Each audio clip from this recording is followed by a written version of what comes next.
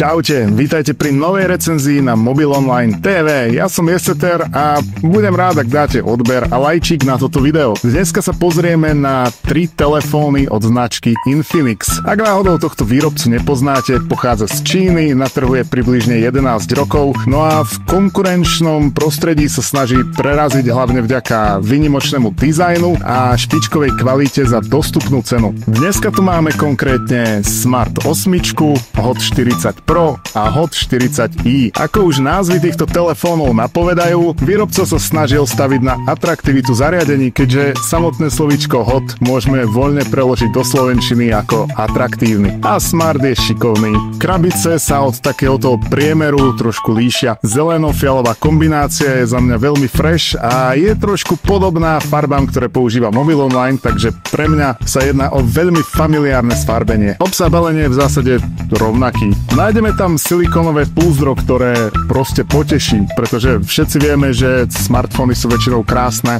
ale zároveň veľmi krehké. Samozrejme nemôžu chýbať papierovačky, ktoré asi nikto nečíta, povedzme si otvorene. Ďalej tu máme adaptér, čo je v dnešnej dobe už taký nadštandardný obsah balenia, kábel, no a ozaj s tým nadštandardom v dnešnej dobe sú aj slúchatka. Ako sme už naznačili, telefóny od tohto výrobcu sa snažia vynikať najmä dizajnom a ten musím uznať, že stojí za to. Mne osobne takto na prvý pohľad sa páči najviac Hot 40i. Možno je to kvôli tej zlatej farbe, možno by v tejto farbe vyzerali dobre aj tie ostatné dva, ale každopádne tento ostrovček s fotoaparátmi svojim dizajnom pripomína akési luxusné hodinky alebo niečo také, pretože sa krásne perleťovo bliští a dáva taký infinity efekt. Niečo podobné nájdeme na Hot 40 Pro, ale možno, že v tej čiernej farbe sa to trošku viac stráca. Smart 8 je najviac minimalistický smartfón, každopádne ten dizajn pôsobí ladne a môžeme si byť istí už na prvý pohľad, že všetky telefóny pochádzajú od jednej značky, pretože hovoria rovnakým dizajnovým jazykom. Aby som nezabudol, všetky 3 nájdete na mobilonline.sk,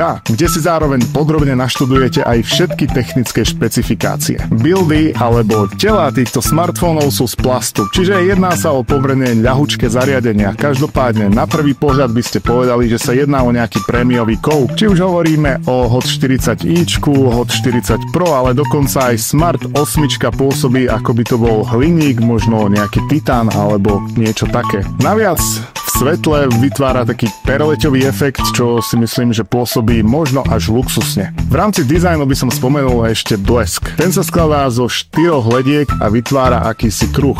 Nepoznám žiadny iný smartfón, kde by to bolo takto rozložené a tiež to v rámci vzhľadu vytvára taký nevšedný efekt, ktorým okamžite zaujmete. Takmer totožný blesk nájdeme na Hot 40i. Na Hot 40 Pročku je ten blesk v podstate rovnaký, ale je menší. A to, ako tento blesk vyzerá pri fotkách, si ukážeme vo fototeste neskôr.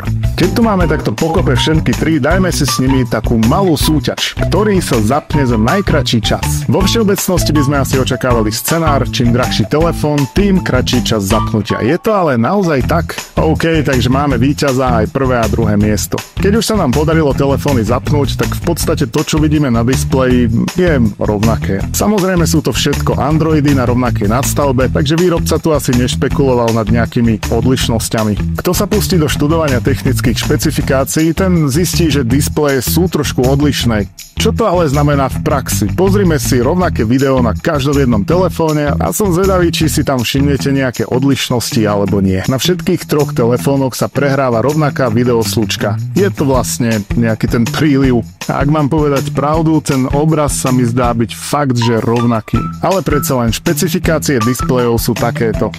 A poďme sa pozrieť na fotoaparáty. Budeme fotiť túto krabicu a budeme si všímať rozlíšenie, farby a celkové detaily. Ako prvý zoberieme Smart 8.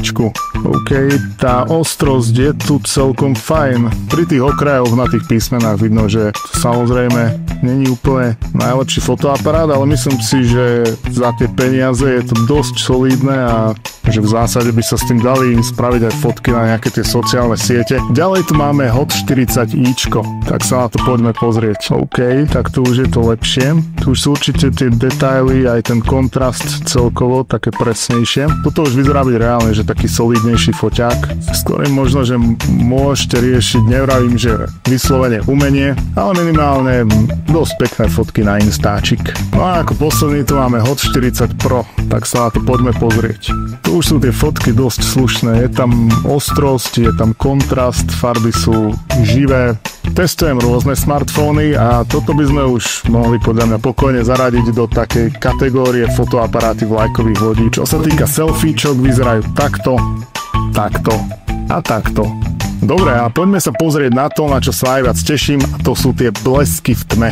Na Smart 8 je ten obraz objektívne najmenej svetlý a najmenej ostrý. Na Hot 40ičku je ten obraz taký najsvetlejší, ale na 40 Pročku by som povedal, že je taký najviac uveriteľný a najviac vyzerá, že bol fotený za svetla. Aj napriek menším fyzickým rozmerom by som povedal, že Hot 40 Pročko má ten blesk asi najlepší. Tak si to poďme celé zhrnúť. Ja osobne by som si vybral Hot 40 Pro aj napriek najvyššej cene, pretože ten foťák je tam jednoducho viditeľne najlepší vo všetkých ohľadoch. A nakoľko na telefón fotím pomerne veľa a využívam sociálne siete, tak toto by bola jasná voľba pre mňa. Každopádne odporúčam kliknúť si na mobilonline.sk, pozrieť sa im na zúbok ešte trošku hlbšie a nech už si vyberiete ktorýkoľvek, môžete si byť istí, že máte fakt štýlový smartfón, ktorý vám bude robiť dobré meno.